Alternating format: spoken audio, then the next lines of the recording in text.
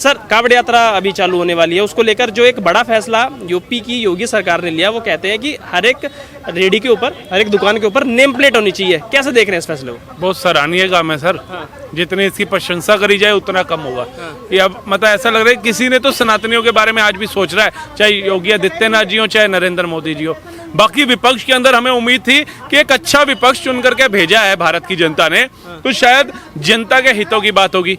लेकिन वो तो सनातन विरोधी बातें करते हैं, वो हिंदू विरोधी बातें करते हैं। और वहीं योगी आदित्यनाथ जी आस्था को देखते हुए अगर एक निर्णय निकाल देते हैं, उसके अंदर वो ये पर्टिकुलर नहीं कह रहे कि मुसलमानों को ही अपना टैग लगाना पड़ेगा। उन्होंने कहा जितने भी रेडी वाले हैं, ढाबे वाले हैं, सबको लगाना पड़ेगा। लेकिन नाम तो मुसलमानों का आ गया उसमें। विपक्षी पार्टियां उनकी बड़ी हितैषी बन रही है, कह रहे हैं कि इन पे आर्थिक संकट आ जाएगा, इनसे कोई सामान नहीं खरीदेगा, सब कुछ हिंदुओं से ही खरीदा जाएगा। देखिए, अगर हिंदुओं से खरीदा जाएगा तो एक विश्वास भी तो होता है। यही लोग जब थूक रहे होते हैं, पेशाब कर रहे होते हैं खाने की चीजों पे, तब अखिलेश यादव जी ट्वीट क्यों नहीं करते? तब अखिलेश यादव जी पूरा विपक्ष आकर के क्यों नहीं बोलता कि अरे बेवकूफ हो तुम, ये जो हरकतें कर रहे हो, हिंदू तुम्हारे से सामान लेना बंद कर देगा, फिर तुम कहोगे भैया हिंदू मुस्लिम होता है, फिर तुम कहोगे हमारा रोजगार चला गया, फिर तुम कहोगे हम कुछ खाने लायक नहीं बचे। तो ये हरकतें अगर जब करते हो तब सोचा करो। और जब तुम्हें पता चलता है कि फलानी जगह पे ये भाई आज ऐसी हरकत करता पकड़ा गया, तो हिंदू बाद में वहां पहुंचे, सनातनी सेवादार बाद में वहां पहुंचे, पहले ये सारे मुसलमान भाइयों को वहां पहुंचना चाहिए और लताड़ना चाहिए और उसकी वीडियो बना करके डालनी चाहिए, ताकि एक विश्वास तो पैदा हो कि हाँ भैया उस मुसलमान भाई ने गलत किया तो सारे मुसलमान भाई हमारे से पहले वहां पहुंच गए, उसको लताड़ दिया कि तेरी एक बेवकूफी से सारे मुसलमानों का रोजगार जाने की कगार पे आ गया। ऐसा करते आपने एक वीडियो नहीं देखी होगी मेरे हिसाब से जीवन में। कन्हैया कुमार की गर्दन उतार दी, ये कहीं कपिल मिश्रा जी थे, कहीं और समाज सेवी लोग थे, सब पहुंच गए उसके परिवार के पास। लेकिन किसी मुसलमान समुदाय के नेता को, चाहे ओबीसी हो चाहे रजा को के जो भी है तोकीर रजा, ऐसे लोगों को आपने देखा जिन्होंने कहा कि भाई उस इंसान के साथ गलत हो गया, उसके घर जाओ, उसके परिवार को सहानुभूति दो, उसकी आर्थिक मदद कर सकते हो वो करो। किसी का सुना? कोई गया? नहीं गया। ये देखने को नहीं मिलेगा। फिर ये कहते हैं कि मुसलमान को गंदी निगाहों से क्यों देखा जाता है। हम तो आज भी कह रहे हैं 10% आज भी अब्दुल कलाम की सोच वाले हैं, उनकी तरह ही हो जाओ।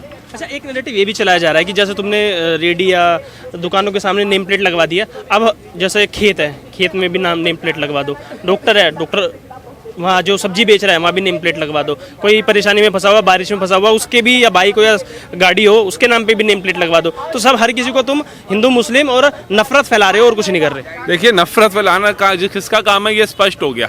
अखिलेश यादव जी खुद नफरत फैलाने का काम कर रहे हैं। उनको मुद्दा मिल गया 10 सीटों के ऊपर, क्योंकि उनको लग रहा है कि उस समय तो हमने टकाटक देने की भी बात कर दी थी, अब क्या देने की बात करेंगे। उस समय तो हमने संविधान की धज्जियां उड़ाने की बात कर दी थी, अब क्या बात करेंगे। ये 10 सीटों के जो चुनाव है अहम है, उन्होंने भटकाने की कोशिश कर दी मुसलमान भाइयों को कि भैया जी ये तुम्हारे लिए लिखा है, तुम्हारे लिए लिखा है। वो भी सोचने पड़ गए। अब डॉक्टर का लिख दो, बाइक का लिख दो, खेत का लिख दो। अरे बाइक कोई किसी कावड़ी भाई ने खानी है क्या? भोले ने? ये बताओ, बाइक किसी का भोले ने खानी है? वो तो एक आस्था का विषय है, वो तो यूज एंड थ्रो चल रहा है। अगर आप हमारे से कोई चीज ले रहे हो खाने की, खाओगे, उसको फेंकोगे ना, हम भी आपसे जो चीज लेंगे खाएंगे और फेंकेंगे। ये तो ना उसको लेमिनेशन करा करके घर में रख देंगे।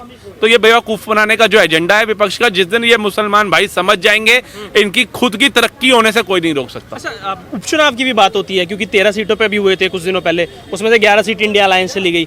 अब ये इसी चीज को इससे कनेक्ट कर रहे हैं कि क्योंकि 10 सीटों पे उपचुनाव होने हैं, तो इसी वजह से सिर्फ दोबारा बांटा जाएगा और वोट लिया जाएगा, क्योंकि लोकसभा में जिस तरीके की हार हुई है उसको पचा नहीं पा रही है भारतीय जनता पार्टी। देखिए, भारतीय जनता पचा नहीं पा रही है या विपक्ष नहीं पचा पा रहा है, ये हमें समझना पड़ेगा ना। भारतीय जनता पार्टी तो पचा गई और अभी तक प्रधानमंत्री के रूप में मोदी जी बैठे भी हुए हैं। विपक्ष में इतना दम था तो इंडिया अलायंस बनाने की आवश्यकता क्या थी? और इतना ही दम था वो बनाने के बाद अभी तो काउंटिंग भी खत्म नहीं हुई थी। काउंटिंग चल रही थी 4 जून को। नीतीश बाबू के घर जाकर दरवाजा खटखटाने की, भीख मांगने की आवश्यकता क्या थी कि आपको प्रधानमंत्री का हम न्योता दे रहे हैं, बन जाओ। घबराया कौन हुआ था? उसके बाद आकर के अलग अलग विचारधारा प्रकट करने की क्या जरूरत थी कि नायडू हट जाएगा, नीतीश बाबू पलट जाएगा। बैसाखी की सरकार है, वो बैसाखी अभी तक हटी क्यों नहीं?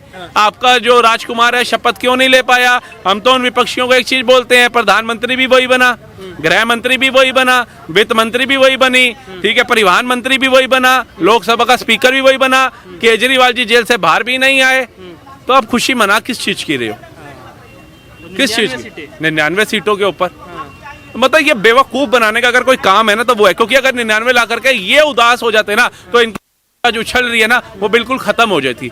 ये 2024 के अंदर ही कांग्रेस खत्म हो गई थी सर। अच्छा, आखिरी सवाल ये होगा, जिस तरीके से आप देख रहे हो अभी सिनेरियो पूरा बना हुआ है, वो सिनेरियो ऐसा है कि महंगाई और बेरोजगारी को लेकर लगातार बीजेपी को घेरा जा रहा है, तो इसको कनेक्ट किया ऐसे गया है कि एक वर्ग को टारगेट करके अब आर्थिक नुकसान पहुंचाया जा रहा है, क्योंकि अगर ऐसी नेम प्लेट लग रही है तो हिंदुओं की दुकान पे जाके जो कावड़ी हमारे जो बोले होंगे वो सारा सामान लेंगे, मुसलमानों से कोई सामान नहीं लेगा, तो उनके ऊपर एक तरीके से आर्थिक संकट आ जाएगा। ऐसे तो तोके रजा जैसों के बयान आते थे, और एक इनका एक और वो होता था जो बाहर भाग गया, क्या नाम था उसका, ये सब बोलते, कई मौलानाओं के हम बयान सुनते हैं कि ईद आ रही है, किसी हिंदुओं की दुकानों से सामान नहीं खरीदना। ये तोकी रजा जैसे बोलते थे कि हिंदुओं के यहाँ पर अपना काफिरों की दुकानों से आपने सामान नहीं खरीदना, तो तब आपके ये ट्विटर, तब आपकी ये विचारधाराएं कहाँ जाती हैं, ये भी तो बता दो जनता को। तब नहीं बोलते ये। आज योगी जी ने सबके साथ सबके विकास को देखते हुए बोल दिया, एक आस्था के विषय को देखते हुए बोल दिया, तो इनको दिक्कत हो गई।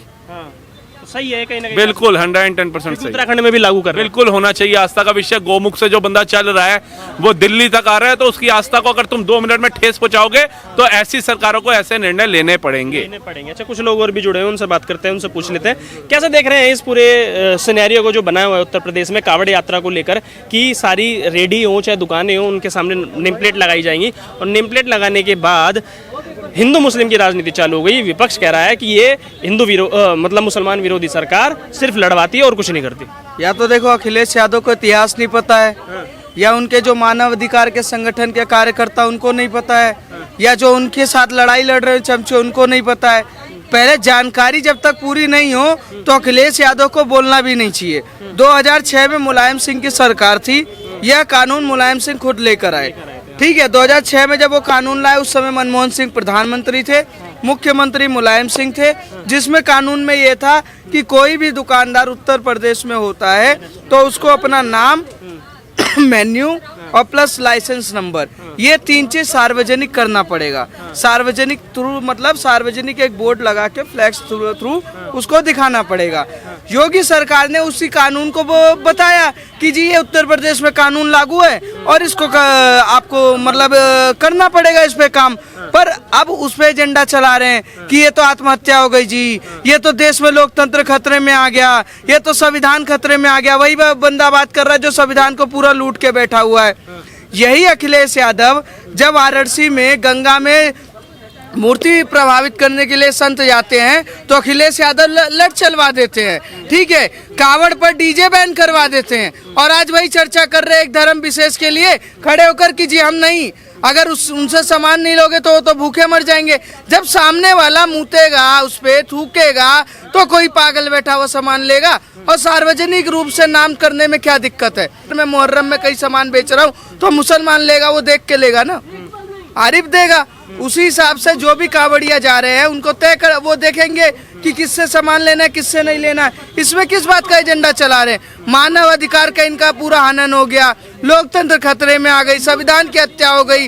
योगी आदित्यनाथ ने दोबारा एक तरीके से हिंदू ध्रुवीकरण कर दिया। पूरा मीडिया और पूरा का पूरा एजेंडा विपक्ष क्यों चला रहा है ये एजेंडा? क्योंकि उनको पता है कि एक झूठ की राजनीति 2024 में इन्होंने स्टार्ट किया, उसी झूठ की राजनीति को ये लेके चल रहे। अपना इतिहास तो भूल चुके हैं, बाप का इतिहास भूल चुके हैं अखिलेश यादव, बाप का नाम भूल चुके हैं। उनको सीधा सीधा ये पता है कि सत्ता पाने के लिए उत्तर प्रदेश में जितना झूठ बोलोगे हो सकता है 4 सीटें बढ़ जाएं। अच्छा, आखिरी सवाल मेरा आपसे ये होगा कि आपने बात की चुनावों की, तो उपचुनाव भी है, पहले भी हुए थे 13 सीटों पर, देश में 11 सीटों पर हार हो गई बीजेपी की।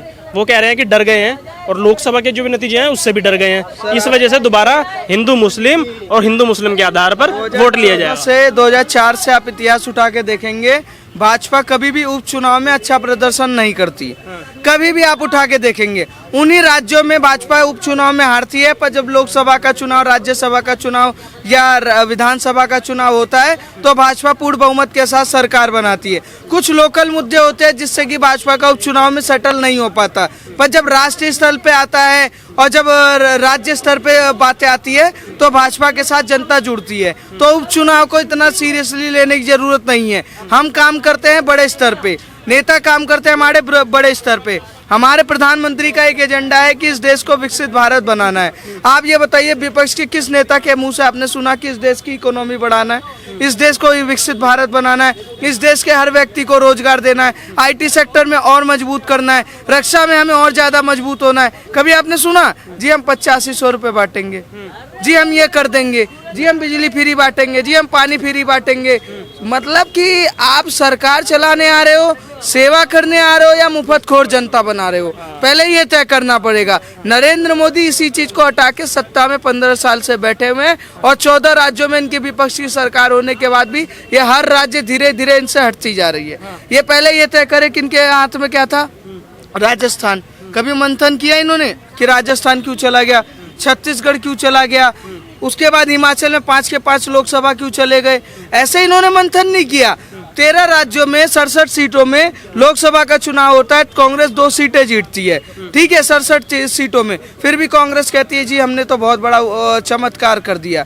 वही है कि मतलब चींटी को ऐसा लग रहा है कि उसको मुकुट पहना दिया गया है और वो मुकुट का सेहरा ऐसे बांध के जनता को दिखाता फिर रहा है कि जनता देखना चाह रही है मुकुट पहना तो पहना कहाँ है और किसने पहनाया है। वही राहुल गांधी के अंदर घमंड आ गया और इंडिया गठबंधन में वही घमंड है। तो अब समर्थन कर रहे हैं आप इस फैसले का पूरा जो योगी आदित्यनाथ ने लिया है? समर्थन किस बात का नहीं करेंगे, हर किसी के लिए कानून लागू है।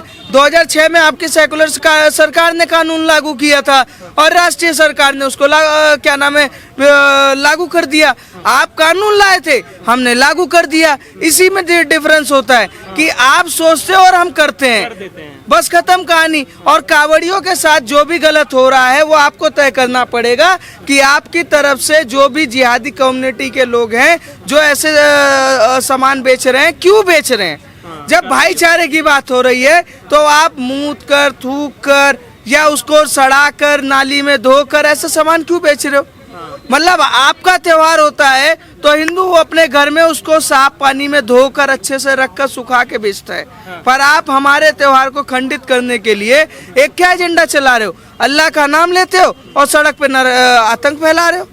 ऐसे थोड़ी ना चलेगा। और इस देश को संविधान से चलाना, सरिया से नहीं चलाना। ये जो जिहादी मानसिकता के लोग हैं इनके लिए योगी जैसा ही नेता जरूरी है जो ऐसे लोगों पर अच्छे से अच्छा कार्रवाई कर सकता है।